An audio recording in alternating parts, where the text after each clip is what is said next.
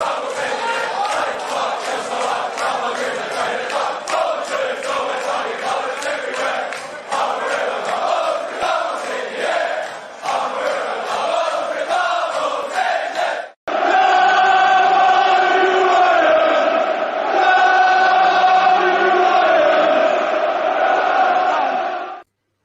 everyone and welcome back to another edition of West Ham Fan TV's post-match pint. Yeah, we're a few hours after the game. The game finished, what, 3 hours ago now? Just over 3 hours? Yeah, about that. Who gives a shit? It was finished Everton 0, West Ham 1. West Ham with back-to-back wins at Goodison Park for the first time in 90 years. A couple of years after Graham was born. Scott, take us through the starting lineup, mate. Fabianski in goal. The only person really missing from the lineup against Brentford was Soucek, who didn't recover from the injury. So Johnson stepped in for him at right back. K.R.C left back. Ogbonna and Zuma centre halves. Rice and Soucek midfield 2. Benrahma, Bowen and Fornals all playing behind Antonio. Yeah, obviously. Well, remembered Scott. Yeah, gutted that Soucek missed out, but he's obviously got a groin strain. Alex Kroll wasn't on the bench because he's tested positive for COVID, which is a big blow. And Mark Noble had a bit of a hip injury. So a few youngsters on the bench today got the call up. Ashby and Baptiste. Yep. So, yeah, look, strong lineup. Ben Johnson's always good cover, whether it's right back, left back. So, yeah, look, great start to the game. Great start to the game.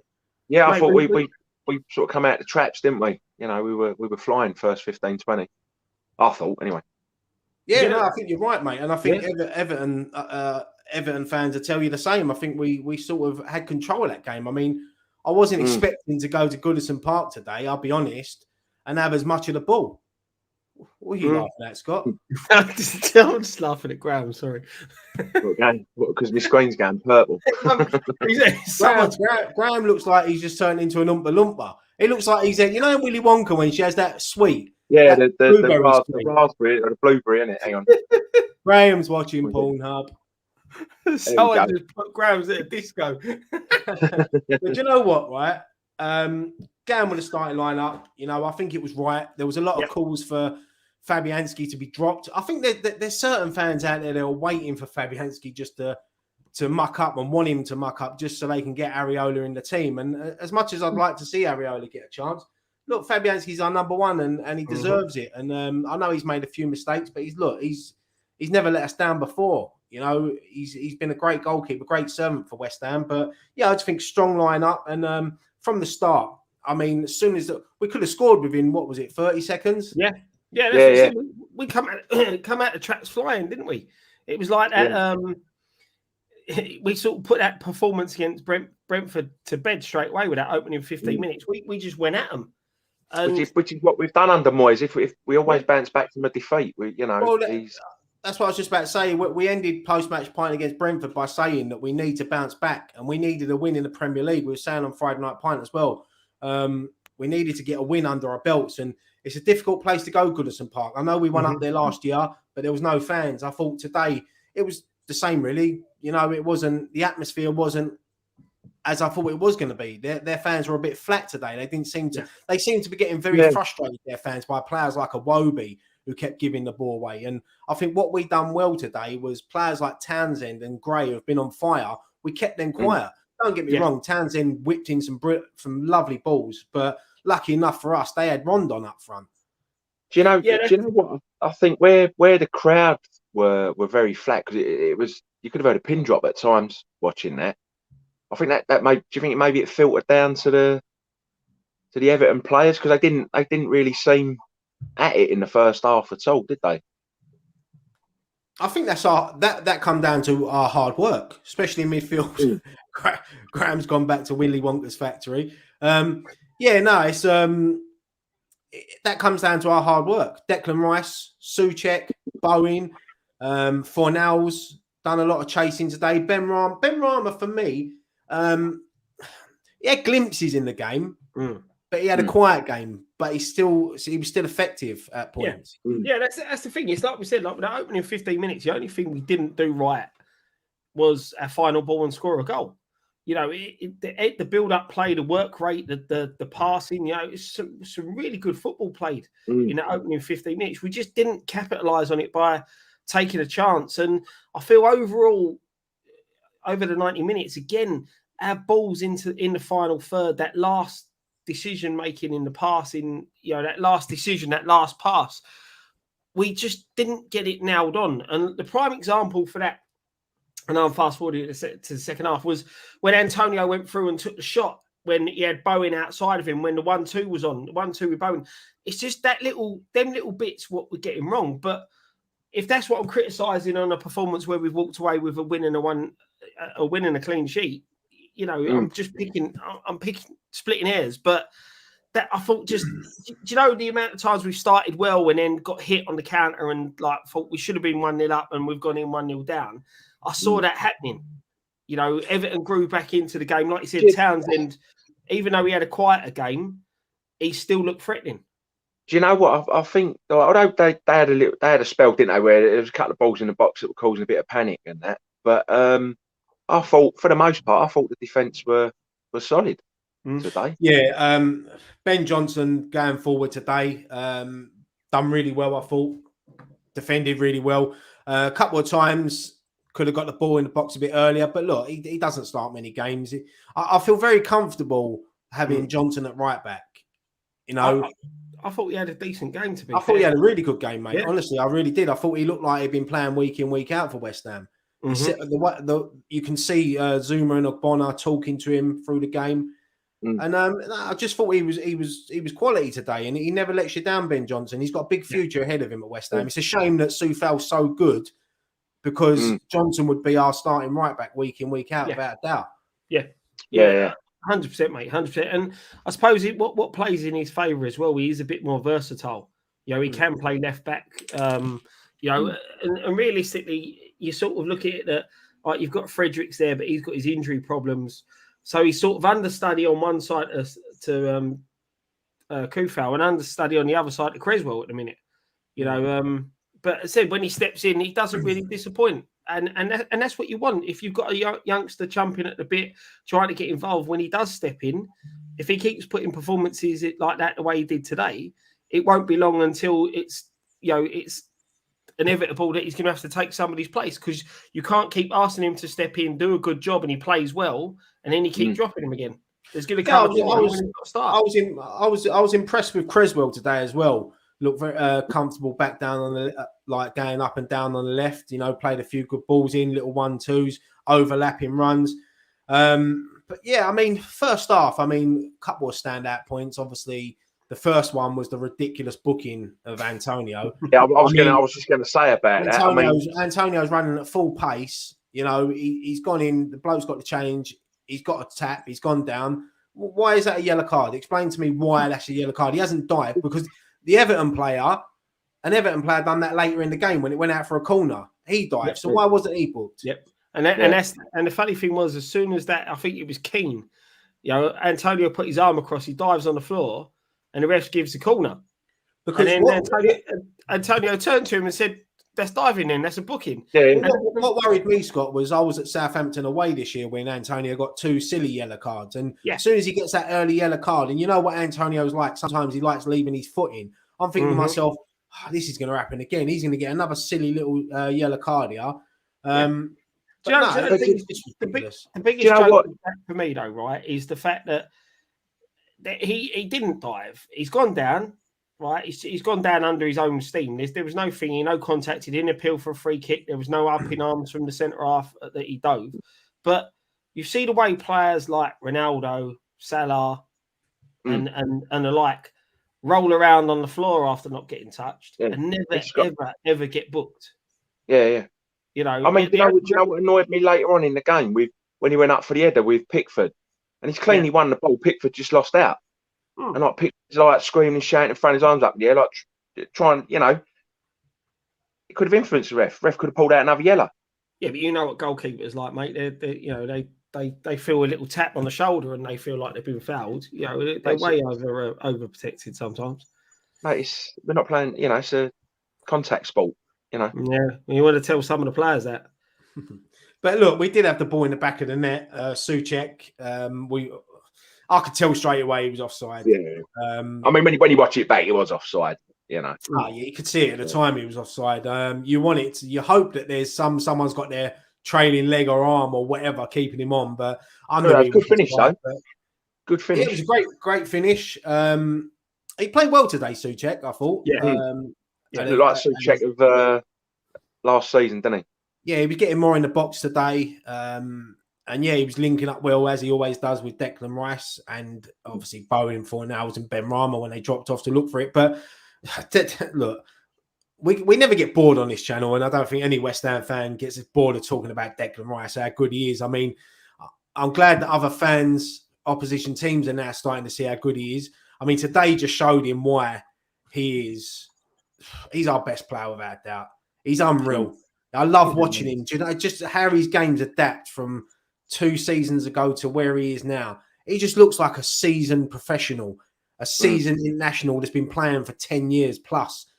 Honestly, he just gets better and better every game. And the way he controlled that midfield, breaking up play, bursting runs going forward, it just didn't do nothing wrong today. And that's the Declan Rice that we all love.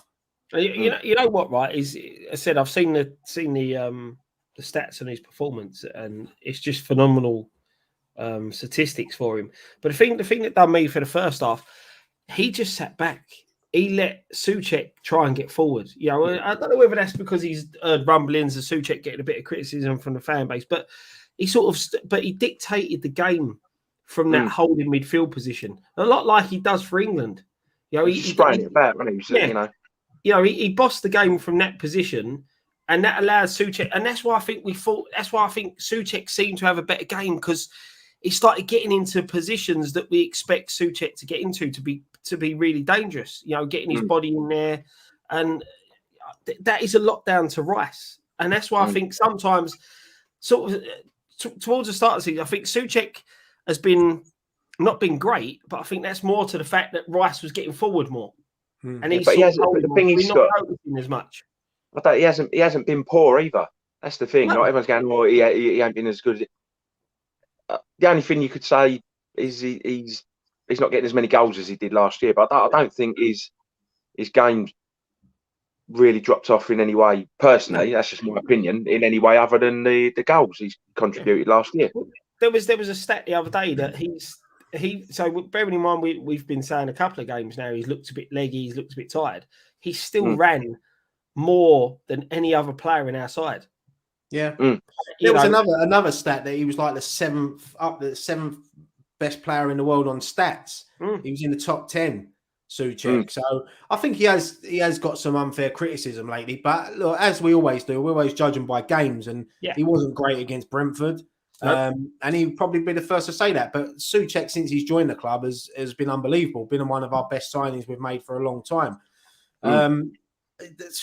Bowen once again today probably should have got himself a goal. He had a couple of chances, especially in the second half. He was very lively today, wasn't he? Yeah, non-stop running, works hard for the team, and you can see why Moyes keeps putting him in. Yeah, you can see that because he's a worker. Yeah. So I thought Fornals again. Fornals went about his business as he always does. Fornals is another one as well, wasn't he? Picked up a silly yellow card, then made another tackle not long after that, and you think to yourself, is it going to be one of them days where he picks up a silly second yellow card and he's off? But you're right, Gray. He was unbelievable today. I thought his work rate, his little 1-2s, his little interplays with Ben Rama. It was a joy to watch. It's an absolute joy to watch West Ham, and there was a lot. It's a tough place to go, Goodison Park. It's a tough place to go.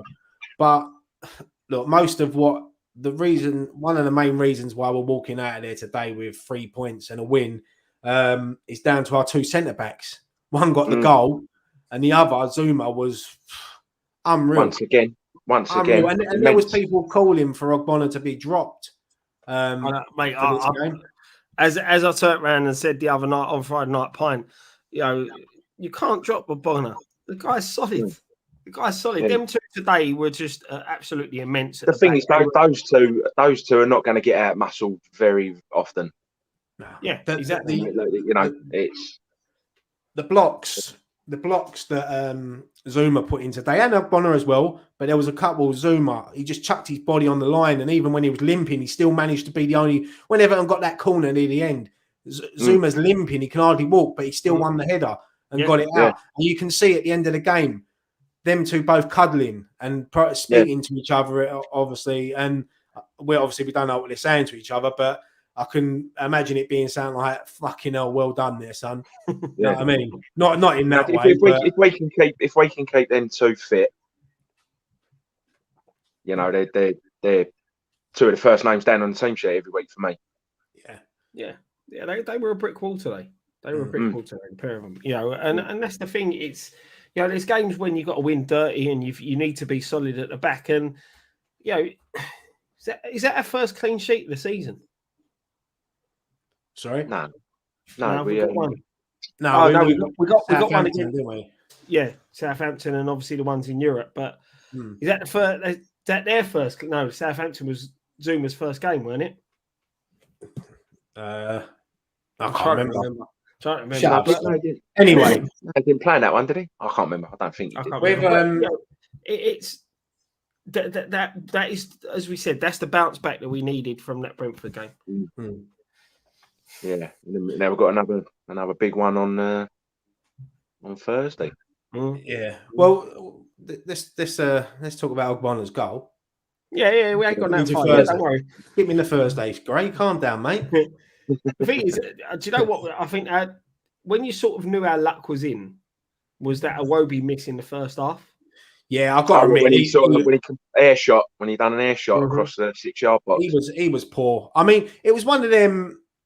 It was one of them games, like you said earlier, Scott, that we had possession, we was dominating, but you just had a feeling that you could see them winning it 1-0 or something like that. Yeah. It was one of them games, but there was a little spell for about 10-15 minutes where there was a few balls in the box that were causing a little bit of panic. I mean, Andros Townsend had he put a few good balls in that troubled the defence, like panicked us a bit. Fabianski had that one where he sort of dived and punched it out.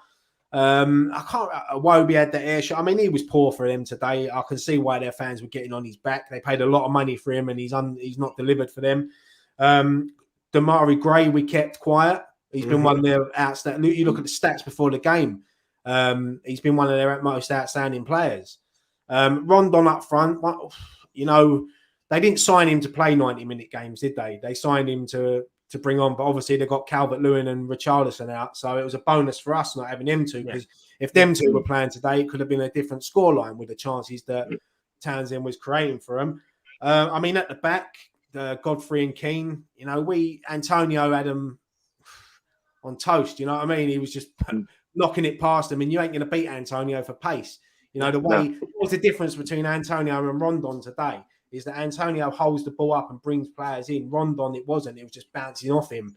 So, look, you need a bit of luck when you're on the road, and we got that today. And look, Bowen's obviously put in a lovely ball, and Ogbonna's got up, flicked it in. There was a lot of controversy that should it have been a corner, should it have been a free kick? Look, Pickford's made a mistake. Antonio's gone up. He's got his eyes on the ball. It's a corner, and at the end of the day, it's a goal. You can't moan about it. No. Yeah. The thing is, when you watch the replay, Pickford just missed it. Yeah. He did. You know. That was it. Unfortunately for Pickford, you know, he's another one of them players. For England, he's a different level. For Everton, he's a bit, you know, shaky. And you know, that was it. That was an easy claim for a goalkeeper. To be honest, punch it. Well, it's an easy goalkeeper with long arms. He's got short arms. They call him T-Rex, didn't they? But that's that's the thing. That's where you've got to punch it. You know, and that's the problem, is that decision. You know, all right, they should have defended the corner, but that decision where we tried to catch it and been beaten, it's probably cost them the game. And you know, that's the unfortunate thing with Pickford. That, as I said, he's got them mistakes in him, but he doesn't seem to do it from an England point of view, which is good when you're watching. I mean, I think Pickford was frustrating the Everton fans, because I think the first 10-15 minutes, his distribution led to us having a couple of chances. So and put them, like, he's a very energetic goalkeeper. He loves to just sprint and boot it out, doesn't he? And he loves playing them long balls. And sometimes they come off and sometimes they don't. But, I mean, look, enough about Everton. Let's talk how good we were today. You know, as I said, second half, we controlled it. Ogbonna's got the winner. And we've held out at the end. You know, 4 minutes goes up. You know, Lanzini come on near the end. Yarmolenko, right? Now, I don't really like criticising players much, but he's come on 2 minutes ago. He's laughing and joking, like he's thinking to himself, like, I'm getting the vibes off him. He's just laughing because he's thinking, why the fuck am I coming on now? Why are you mugging me off for, Moisey? The balls fell to him in the middle of the field. No one around him. He's got time to bring that ball down and maybe try to run it towards a goal. But he's tried a first-time ball to Antonio, and he's missed it, and Everton have gone straight back up the other end, and it's led to that corner. Now, there was me thinking back to that time when we drew away to Palace and Antonio didn't hold it in the corner, and we conceded in the last second. Yeah. But lucky enough for us, we got that. Everton's corners today were poor. Never really threatened us. So lucky enough, Yarmolenko got off with that one. But yeah, Lanzini come on. You know, he didn't really have much time to do much, did he? And that's the thing. He balled a few times, but that's about it. You know, done what he had to do. It looked like Vlasic was coming on. Then obviously Soucek got the injury and had to go off. And then he told Vlasic. Yeah, let's talk about that because I've seen a few things on Twitter. People saying that he should have been red carded and VAR should have looked at it. I mean, look, everything in slow motion looks terrible. I mean, you want to see us running in slow motion? That looks terrible. But when you see, it ain't like Baywatch. No, it's not. It's like Crime Watch. But, but when you see it, Rondon and Soucek are obviously tussling for the ball. He's gone down as Rondon's got up. You can see as he's gone to run back, his legs gone back a bit further than what it probably should have, and it's caught Soucek in the face, and it's a nasty gash across Soucek's face. I see a picture that he tweeted out after the game on the team bus, and he's had to have some stitches. It makes him look fucking 10 times harder now. I didn't think Soucek could look harder. Now he's got a massive Mars bar on his face. Go on, the Soucek. But absolute nails. For me, it's not a red card. It's unfortunate that these things happen, and when you got metal studs on your boots, unfortunately, that's going to happen. If you get it could have been worse. It could have been in his eye, you know. So lucky enough. The one thing for me, right, it's not a red card. He hasn't intentionally done it. You know, he's facing away. You don't even know where Soucek's head is. He doesn't look round once. His whole aim is to get away from Soucek and get onto the ball, and that's what he done. The criticism for me is the referee. Now that's an head injury, right? Yeah. So the game is you don't stop for an injury unless it's a head injury. Now, how many times do we see players from certain bigger clubs rolling about on the floor after they took a tap on the ankle but holding their face, and the referee's blowing up and stopping the game? Now, the referee allowed that game to carry on after a head injury when it should have been stopped. They go and get a corner, then the game stops so he gets treatment. Then we lose one of our aerial threats defending a corner with 10 men. So due to the referee's bad decision making, and he's got to be criticised for that, and the FA should prod him up on that, because that could have been, like you said, Ryan, that could have been a stud in the eye. That could it was clear to see. I mean, it was definitely and the refs allowed the game to go on, and it's definitely accidental. But you could we can see on the TV cameras there's blood straight away. The fourth official's only yards away. You know, he's got contact with the referee. It's easy to say, but the referee said play on, and as you said, the referee needs to be looked into in that, because that could have been a lot more serious than what it was. Accidental. I'm not saying Rondon meant it, and you can tell by Rondon's his body language as he's got up. He's not even looked at him. He's just got up, and his leg's gone back a little bit further than what it should have. This is a football pitch. The pitch is slippery. You know, we can't, as players, as fans, we don't know how it is with players on the pitch at the time. So, but look, Soucek, he'll be back. You know, as I said, it's not a serious injury. It could have been a lot worse, but it's not. The worry is, though, mate, that may rule him out for Thursday. Nah, it'd be all right. Soucek, I think it'd be all right with. Well, I mean, we're saying that. down to the club doctors, isn't it? Listen, So, you think he's got stitches there and he's got stitches there. So, you know, he may have to wear one of them crazy little mask things like Phantom. yeah, but you're forgetting one thing, though. You're forgetting one thing. Oh, I know. It's Soucek. He's hard. Soucek is rock hard salad tomatoes. Yeah, but if someone does it the other side, he'll have like the hammer sign going down his face. Really proper West Ham, isn't he? But yeah, look, it's a great win. It's a great away day for the fans. Still unbeaten on the road. Still unbeaten on the road. Moisey gets one over his former team. It's great all day, you know, all round. You know, you see the fans at the end, the way they were celebrating with the players. I love it when we scored and Declan Rice run the totally opposite way and celebrating with the fans. Like, fuck Ogbonna and the rest of the team. Rice is driving into the fans, but that's just Declan Rice all over, isn't it? But you see at the end of the game, the way the fans were singing, and it's worth getting up these early mornings to travel up north. You know, I'm gutted I couldn't be there today, but Nicky was up there. The fan cams are up now. I think he done a reaction after the game as well with Dom. So after this, go and watch the fan cams and Nicky's reaction. But yeah, great away day. And as you said earlier, Gray, we move on to Thursday now. And obviously next Sunday, we've got Tottenham at home. They won today at Newcastle 3-2. I think it was in the end. And this is what we do. If we want to compete at the right end of the table, these are the games you've got to win against Everton because these are your rivals. Tottenham next week are our rivals. You know, we're right up there now. I think that puts us level with Ronaldo FC. And obviously, it puts us a point behind Tottenham now. We're above Everton. We're in the mix. You know what I mean? This is it. This is the thing. And this is what we were saying before, that these are the key games that you've got to win. You know, you win these games, right? We slipped up against Brentford, but you win these games against the teams that are going to be in and around where you're challenging. You know, you've got to beat the teams below you. Something we did last season almost consistently was beat the teams below us. You know, as I said, we slipped up. Brentford a good side. They gave Chelsea a really good game yesterday. Oh, Brentford should have won yesterday. Mendy that's what I'm saying. Yeah, they're going to take points. They're going to take points off a lot of teams. So we'll forgive that performance. But beating sides like Everton, who, as I said in a preview, we're a lot the same. Us and Everton, I feel that the clubs are sort of a similar stature and a similar level, that they should be winning more than what we do. If you get what I mean, you know, they've got Everton a good fan base. A few Everton boys, you know, Everton fans watch our channel. You know, they've always been really good in the comments, things like that.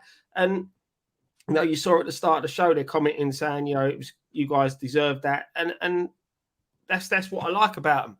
And you know, it's they're what you call a people's club. Yeah. They're a proper community club.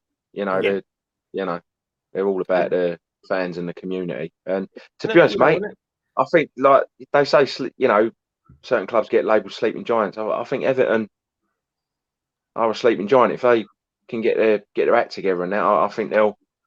What are we then? The lazy giants. Can't be bothered. But I've seen a couple. I know we don't usually read the comments on post-match Pint. I've seen a few people mention about the Bowen song today. I managed to see it just before we come on. Any of you to see it? No, mate. No, I didn't. It's a good song, to be fair, and it's what I love about football. It's Bowen's on fire and he's shagging Danny Dyer.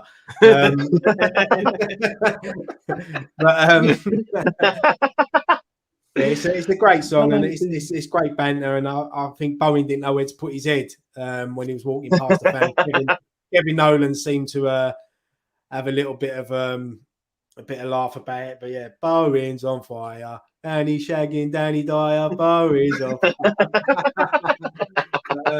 I think that one's going to stick now for the away games and in the pubs, and yeah, it's a great bit of banter. But you just got to love football fans and stuff they come up with. As I said, mate, it's a great day. I know, like obviously playing on Sundays, it's what happens when you progress as a football club. You play in Europe, you play Thursdays, you play Sundays. We've got a tough game against Genk at home on Thursday, but if we win that, you know, that puts us nicely. That'll keep us top of the league on 9 points. And And then obviously we've got Tottenham at home next Sunday, which is a massive game. Mm. And then City in the Cup. So it's a massive the next 3 games is massive for our season, really. Mm-hmm. Yeah, that's it, mate. It's it's 3 tough games. Genk ain't going to be no walkover. Spurs is always a tough game. They're going to be buzzing from the fact that they got the win today against Newcastle. Yeah, and to be fair, that's a good win for Spurs today, because going up to Newcastle and going 1-0 down after 2 minutes with all the hype that was around Newcastle this past couple of weeks, it's a great win on the road for them, and they're going to be difficult, and I don't want to say it, Harry Kane, he isn't on fire at the moment, but he always seems to get a goal against us, so it's going to be a tough game. Yeah. As you said, like you said, let's get through Genk first. City in the Cup again, tough game, but if you want to win these trophies, you got to beat the best. You got to beat the big teams at some point, ain't you? City have won that cup 4 years in a row, right? So technically, if we beat them, they should just give us the trophy, because we've won the Man City Cup. Just give us the trophy and then don't worry about the rest of the rounds. But no, look, as you say, you beat City in that cup after what they've done in the last 4 years. Your confidence is going to be sky high going into the thing is, if we got through that, and you think we've beat Man United and Man City, like if we manage to get through, you got to be confident going deep into the tournament. I'm gonna be honest though. I'm really looking forward to Thursday night. That was you, Scott. You weren't at the last game, was you? The European game? Yeah, I was there. Oh, you was, yeah. It was just mental. The atmosphere, it was a great night, and I'm looking forward to that European night under the floodlights at the London Stadium on Thursday night. And as I said, if we get a result against Genk, it's going to be interesting to see how he plays it, because if Kroll has now got COVID, he's got to isolate for 10 days, is it? Yeah. So he would have come back Thursday. So if he tested positive on Thursday, you're saying 10 days. So what's that? Thursday, Friday, Saturday, Sunday. He ain't gonna be available till next Monday. So he won't be available until the City game. Yeah. So and then with Noble's hip injury, then with Soucek picking up the busted face today. So said we may see a new midfield partnership. Yeah, it's going to be interesting. But look, anyway, let's just enjoy tonight. Great victory on the road, and puts us, what's that, 7th in the table, is it? Yeah. So yeah, but look, anything else you want to say before we go? We've gone on for half hour now. It's only a short post-match pint tonight, but you got anything you want to say before we leave? Any final thoughts? Let's do man the match quickly. Man the match. It's got to be Declan Rice, isn't it? It's got to be Rice. I don't know. For me, Ogbonna and Zuma were solid at the back. I'm gonna Declan Rice, all right, man the match. But I'll tell you what, it's so close. Zuma for me with them blocks, and I think it could have been Ogbonna, it could have been Zuma, it was Declan Rice, but it's out of them 3. But yeah, I'll probably go Declan Rice just for his work rate and the way he broke up play and driving us forward. But Zuma and Rice, everyone fucking gets it tonight with one. Give it the Moyes there. That's it. It's good. It's good to be sitting here winning at Everton, a ground we don't normally do well at, keeping a clean sheet, and sitting here talking about how great our players were, and 3 players stood out the most, and that was them 3. You say don't do it, and our 4th win in 7. Yeah, but in fourth win in 7, but we've won more there in the past 7 than we did in the last. Did you not hear what I said at the top of the show, Gray? Second, that was back to back years. Yeah, that was back to back 90 years. But anyway, you could say we've done well up there in the last few years. Yeah. Oh, we have. But I want to say, I don't know whether you guys saw it. The Newcastle fan. And Dyer done. Eric Dyer pointing out to the medical staff. Over. So apparently, great from the top. I can't. Is it Regulon was the one that first spotted it, and then Dyer's run over and yeah, no, look, let's hope that the Newcastle fan is obviously okay, and yeah, you know, because that shouldn't happen at a football game. And fair play to everyone involved and the referee as well for making sure that he was treated. And as you know, some things are more important than football. Yeah, and that's what I mean. None of us, you go football for that. You don't expect something. You go football for the football. You don't expect something like that to happen, and you just wish him a speedy recovery. Because us as football fans, no matter who you support, you don't want to see any supporter or anybody involved around football, not going to a football game and then not coming home. Do you know what I mean? So, yeah. I just see the comment now. I know we don't read the comments, but Chris is saying everyone needs to learn CPR. I agree with that. I think that matchday stewards should be taught that as well, because stewards are everywhere in their ground and they'll be closer to that fan than anyone at that time. So, but look, should be taught in schools, mate. It should be on the curriculum. Yeah, I agree, and it can happen to anyone. It don't matter how fit you are or unhealthy you are. You know, it can happen to anyone. Don't matter what age you are. I mean, look at Christian Eriksen. An athlete in his prime. Let's hope that Newcastle fan, he's okay, and he'll go on to see Newcastle his team play again soon. Yeah, definitely, 100%. But anyway, look, we'll leave it there.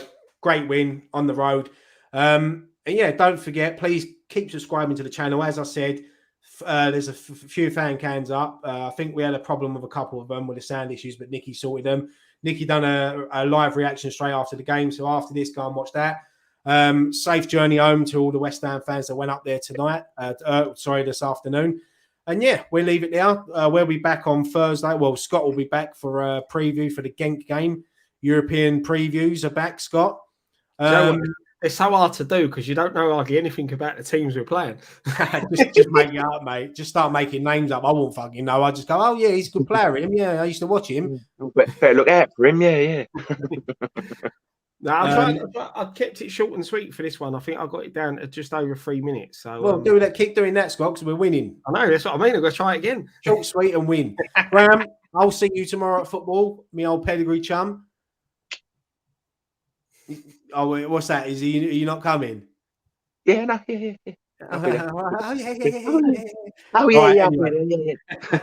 He played in goal today, mate. He's got to get his exercise in. Like going goal today. No, lazy. We won though, so it was all right. We won though, so it was all right. Well done. But look, we'll leave it there, boys. Thank you to everyone who's watched. As I said, as it says on the bottom of the screen, don't forget to like and subscribe. We are so close to 60,000. And stay with us, and thank you for all your support and continued support. And yeah, love you all. Scott, Graham, one thing left to say. Come on, you Irons. Go, you Irons.